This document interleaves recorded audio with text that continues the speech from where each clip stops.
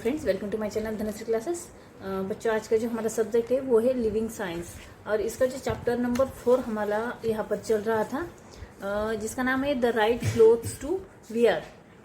अभी देखिए, इसका पार्ट 1 हमने यहाँ पर देखा है कि why do we need clothes, और उसका जो आगे का जो पार्ट है वो हम आज यहाँ पे स्टार्ट कर रहे हैं। इसमें जो है देखिए, मटेरियल फॉर क्लोथ्स के मटेरियल कौन कौन से वो हम यहाँ पर देखेंगे। ठीक है, तो आइए स्टार्ट करते हैं the right clothes to wear part 2।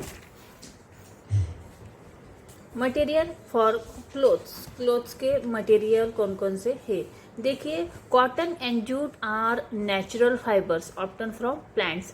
Cotton और जूट ये कैसे है, नेचुरल फाइबर्स है और वो हमें कैसे मिलते हैं, तो वो हमें प्लांट से मिलते हैं। कॉटन का जो ट्री रहती है उससे हमें कॉटन मिलता है और जूट की ट्री से हमें यहाँ पर जूट फाइबर मिलता है। ठीक है, यहाँ पे नेचुरल फाइबर्स है जो हमें प्लांट से मिलते हैं। और उसके बाद यहाँ पर वूल एंड सिल्क, ये भी नेचुरल फाइबर्स है और वो हमें कहाँ से मिलते हैं, तो एनिमल से मिलते हैं, वूल एंड सिल्क।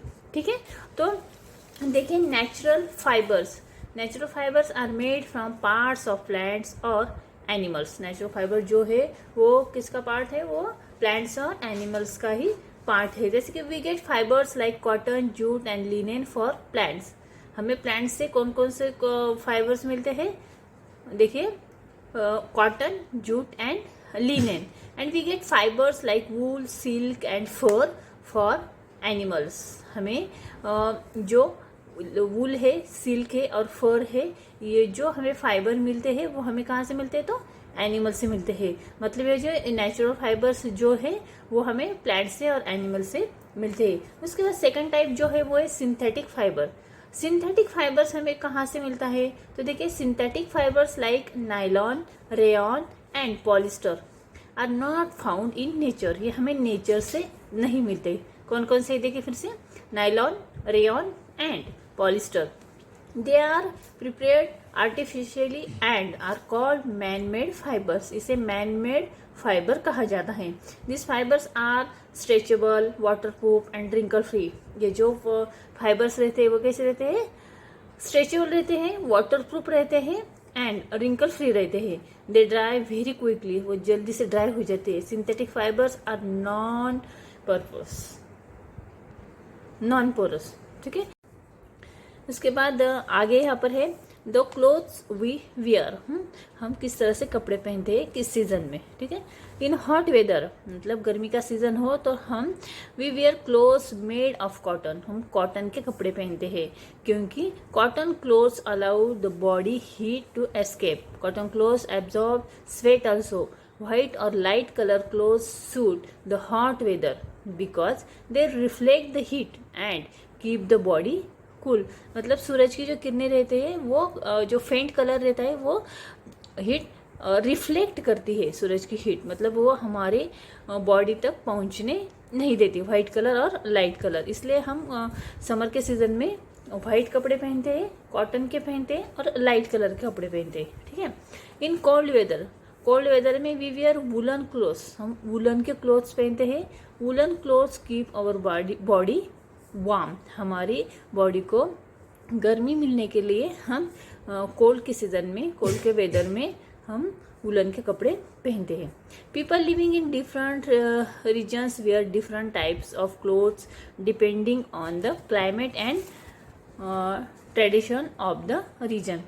देखिए, पीपल लिविंग डिफरेंट रीजन्स, मतलब हम जहाँ जहाँ रहते हैं, जिस जगह पर रहते हैं उस जगह का जो वेशभूषा हो, वहाँ की जो क्लाइमेट हो, वहाँ की जो ट्रेडिशन हो, उसी तरह से हम कपड़े पहनते हैं। The dress of person living in Srinagar will be different from that of a person living in Chennai. Srinagar में रहने वाले लोगों की जो वेशभूषा है वो चेन्नई में रहने वाले लोगों की वेशभूषा से काफ़ी अलग रहती है। मतलब वहाँ का क्लाइमेट अलग रहता है, वहाँ का कल्चर अलग रहता है। इसी तरह से जहाँ जहाँ लोग रहते हैं वहाँ का जो कल्चर रहता है उसी तरह से कपड़े पहने जाते हैं। People living in different countries wear different types of cloth. Different country में रहने वाले लोग भी डिफरेंट टाइप्स के कपड़े पहनते हैं। The kind of clothes they wear depends on the type of weather in the region where they live. Some of these clothes have become national dresses. The national dress of an Indian woman is the sari, and that of a Japanese woman is the kimono. National dress Indian women का जो national dress है वो है sari, and that of Japanese women, Japanese women का जो dress है वो कैसा रहता है, किमोन। ठीक है, यहाँ पर पिक्चर देखिए, साड़ी और किमोन, जापान का ड्रेस इस तरह से रहता है। मतलब हम जिस कंट्री में रहते हैं वहाँ की वेशभूषा, वहाँ के क्लोथ्स उसी टाइप के रहते हैं। People wear special clothes for specific work. Doctor and nurse wear white coats. People working in factories wear ओवरऑल्स।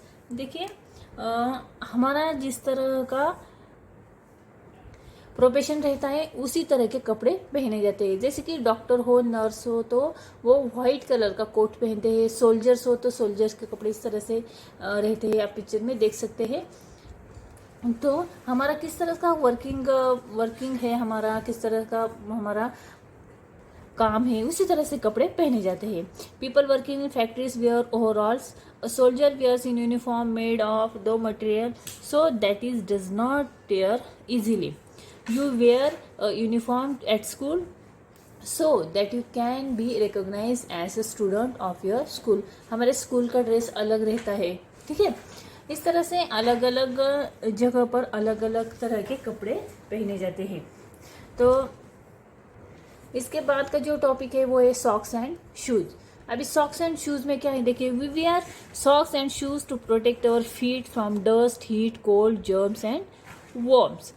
हम सॉक्स और शूज किस लिए पहनते हैं कि डस्ट से, हीट से, कोल्ड से, जर्म से हमें सुरक्षा मिले। Walking bear foot can cause cuts, dirt, germs and worms में get into the cut and cause an infection. Do not wear wet to dirty socks or tight socks. हमें कभी भी डर्टी सॉक्स नहीं पहनने चाहिए या टाइट सॉक्स नहीं पहनने चाहिए। ठीक है, तो देखिए, इस पार्ट 2 में हमने यहाँ पर 2 पॉइंट्स यहाँ पर देखे हैं, material for clothes and the clothes we wear. ठीक है, आई होप हमने यहाँ पर जो ये 2 टॉपिक्स देखे आप लोगों को काफ़ी हेल्पफुल लगेंगे। ये वीडियो कैसे लगा मुझे आप कमेंट्स करके ज़रूर बताना। वीडियो अच्छा लगा, समझ में आया तो वीडियो को लाइक करना, शेयर करना, और अगर आप चैनल पे नए हैं तो इसे सब्सक्राइब करना। वीडियो देखने के लिए धन्यवाद।